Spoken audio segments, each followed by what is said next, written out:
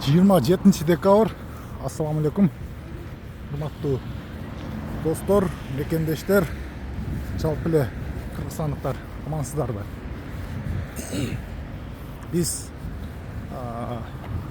өткөндө айткандай Ош обласы, Кара Суу району жана Кара Суу шаарчасы болуп саналган жана Кыргызстан Республикасы боюнча халкынын саны боюнча дагы эң номер 1 болуп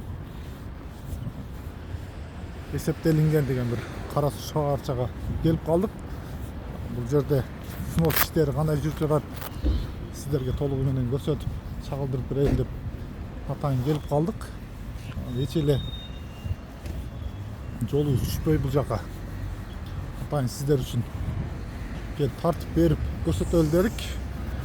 Азыр учурда бул жерде мындай болгон арчаларды алуу иштери жүрүп жатат экен. Бул арчаларды алса балатылар дейбизби, арча дейбизби же елка дейбизби, бүт баарынын түбүн чукуп тамырынан бери анан ал жерде лотокторду дагы алып жатат экен. Бирок эмнегедир жумушчулар учурда жок. Бул жакта техникасы турат, бирок жумушчулар көрүнбөйт. Ошондой эле жолдун наркы өзүндагы ушинтип казып коюшкан. YouTube каналга. Ne жолдо? Ооба, жолдо.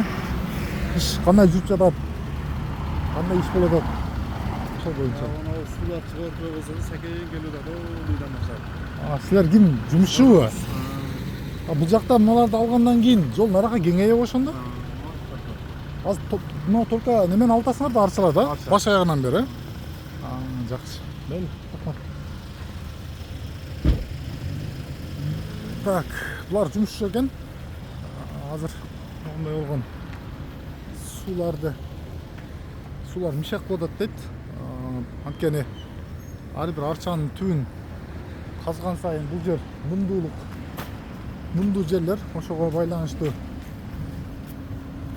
суу кыйла мишак болуп атат. Анын үстүнө азыр кыш болгонго дагы бир жеңил иш жок деп ойлойм.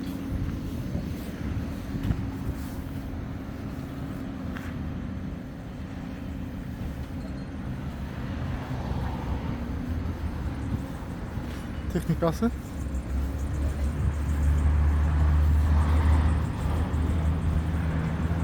өзүңүздөр көргөндөй жолдун оң капталы эмес. Бул жакта дагы жолдун аркы өзүндө ушундай эле темпте арчаларды жана ондай болгон лотокторду бузуп алып жатат экен. Бирок иш Ош шаарына салыштырмалуу өтө төмөн деңгээлде жүрүп жатат. Жумушчулар ордунда жок. Биз көрбөй калдыкпы? Же бөлөк жакта иштеп жатышабы? Биз көрө албадык. Жумушчуларды азыр бир машинадан түшкөн балдар эки баланы көрдүк. Алар да ошол кичине сүйлөп кайра кетишти. Бул жакта болсо ошол кайра эле Кара Суу районуна кете турган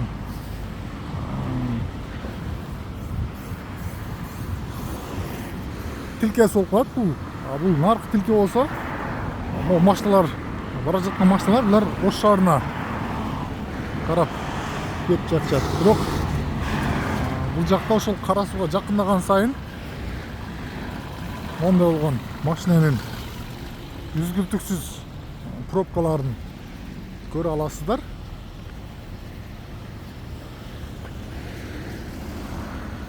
Жолдун абалы дагы өтө бир аянычтуу эсеп болот. Сиздерге бул бетти дагы көрсөтөлү. Onu қазғандан кейін Куленка менен ороп коюптур. Буларды менимче бир бөлөк жерлерге алып барып олтургузса керек. Анткени ушундай бир сонун дарактарды жөн эле бир жок кылып жүрбөсө керек деп ойлодум. Бирок даяр экен бүт баары. Мондай болуп казып Кара Суу шаарынын жумушчулары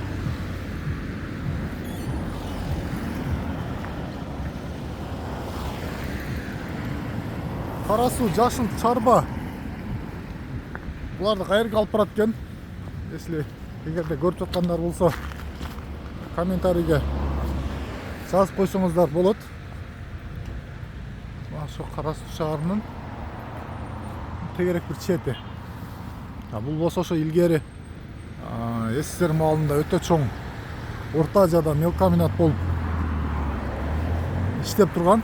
Азыр эми частный колдорго өтүп, анын ичин дагы уже аркы Кытайдын жумушчулары,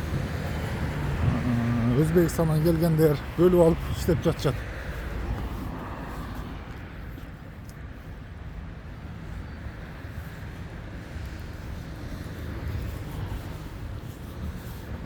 Монтип тамырын чуккан соң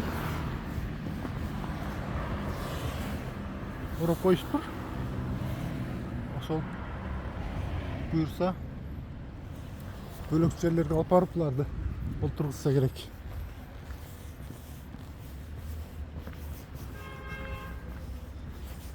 Бул жакта дагы ошол көрүнүш.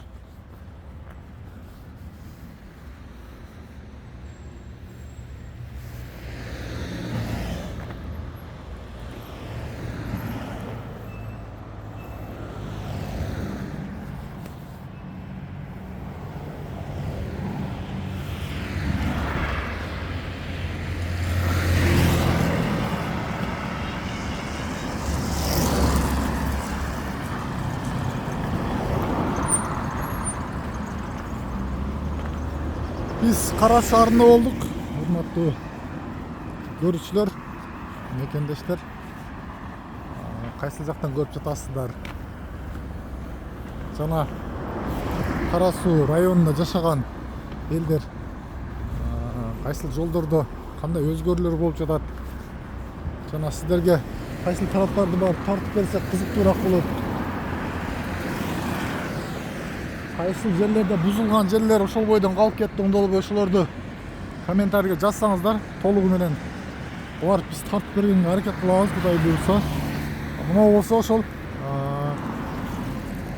чайкана, дүкөн, сода дүкөндөр снос деп жазылган болчу. Кара Суу шаарынын жана базарга жакын жерлерде. Бул тараптарда бирок көрүнбөйт андай жазуулар.